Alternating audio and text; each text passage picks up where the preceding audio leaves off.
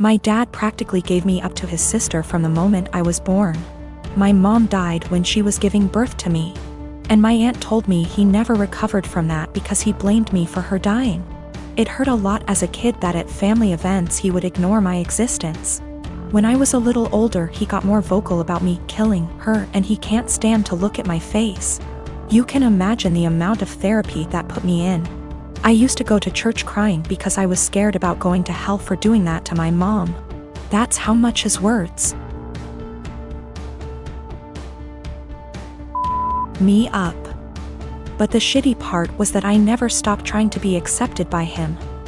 After my high school graduation, he told me to never bother him again since he legally has no obligation to me anymore, since he was sending my aunt money to take care of me. Around that time is when I finally started accepting that reality, so from there we moved on with our lives. My aunt doesn't talk to me about him. Sometimes my grandparents do, and that's how I found out he got married. They were mad he didn't invite me to their wedding, but to me it didn't matter because we're not close. But it was his wife who wanted to meet me. It's the first time ever that he wants to make contact, and it was to pretty much say she wants me on their life. She doesn't know the real reason about why we're estranged. He asked me to please not say anything, and maybe this could be a way to reconcile after all. But he was only doing it for her. That much was clear when we talked. I never said I would be. He still insisted on us meeting at their place because she really wanted to meet me.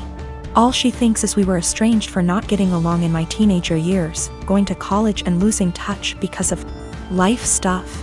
It pissed me off that he played it off as us just not talking for petty reasons. Meanwhile, the actually reason damaged me for years.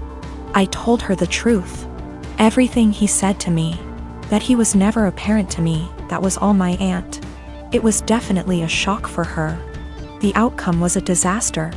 Everyone has heard about this now. My grandmas in particular told me she understands my anger. But this was his chance finding someone since losing my mom, and now it's been put in jeopardy. My dad is devastated. They think it was going too far to ruin his marriage that way when he was willing to include me in their lives, which could have been the start of our relationship.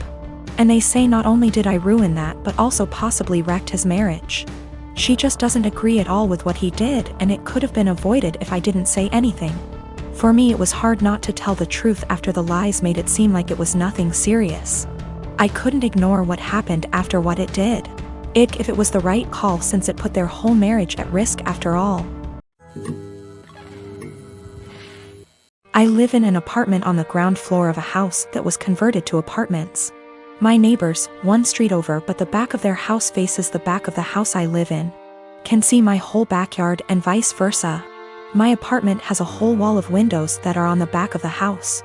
It's gorgeous and is a big reason I picked the place. I love keeping plants and it let in a lot of light. Looking out, there is the neighbor's backyard, which is large and comes up close to my place. The property line is maybe 10 or 15 feet from my windows. Once it has gotten to be warm out, I've noticed the husband of the family who owns that house looking into my apartment a lot. Even sometimes I'll look up and see him, look away, then look back minutes later and he's still looking. So I started shutting the shades during the day, but that was kind of annoying. My place is a dark, cramped shoebox without the windows open. And I can't do that for too long because the plants were struggling without light, so I bought these window coverings that make windows into one-way mirrors. During the day when it is light out, my windows look just like mirrors now. From the inside it looks pretty much the same, the windows look tinted slightly darker, but that's it.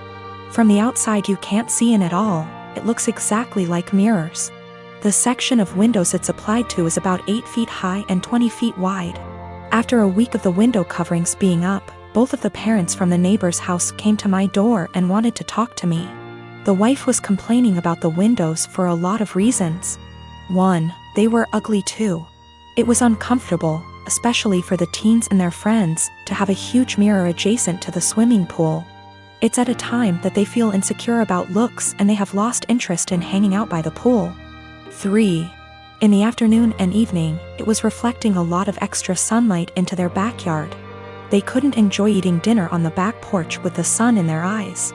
I said sorry about the inconvenience, but I wanted it for privacy.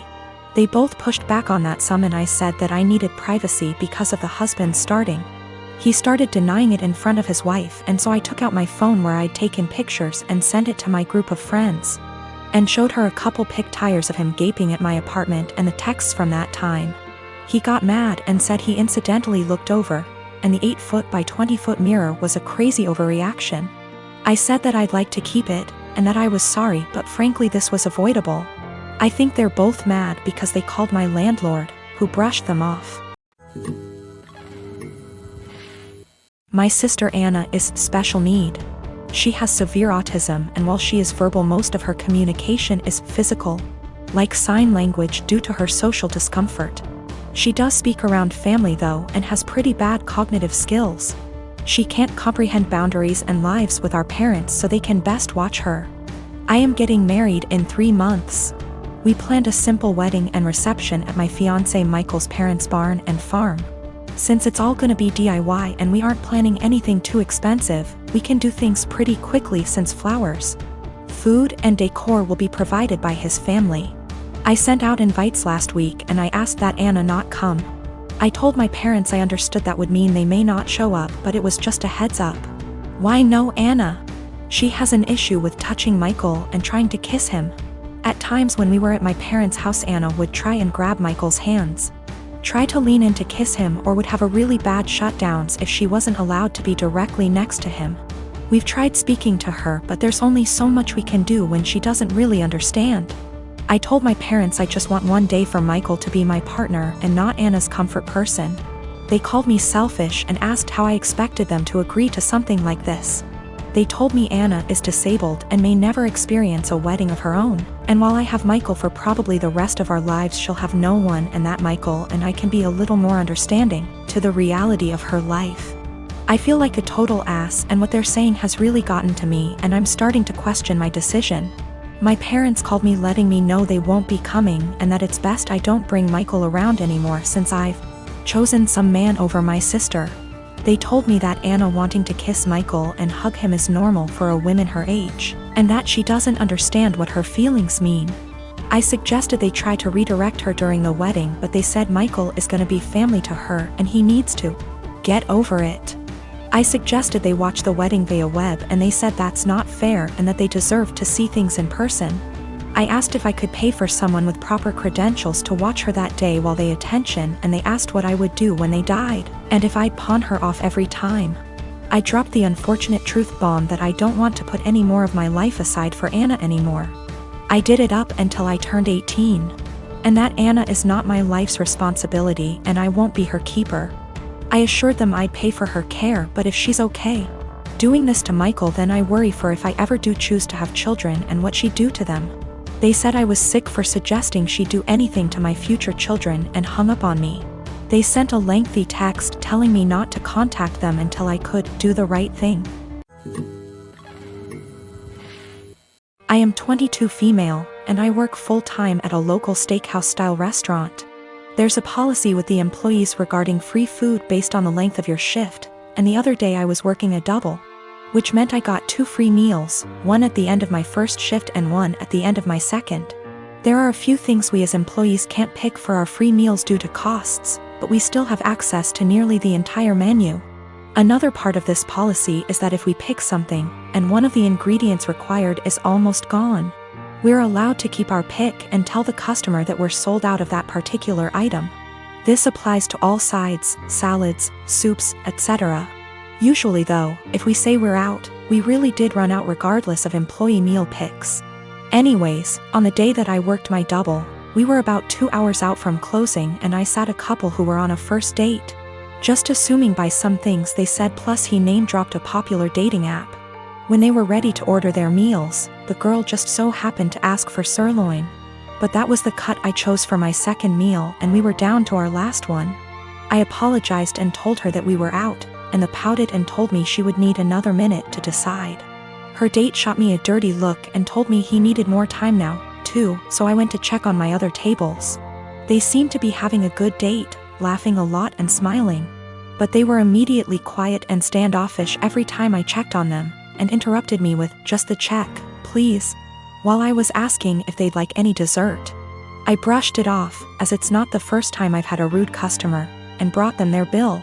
He wrote a big 0 on the tip line and a little note that read, "Thanks for ruining my date. Hope your night sucks too."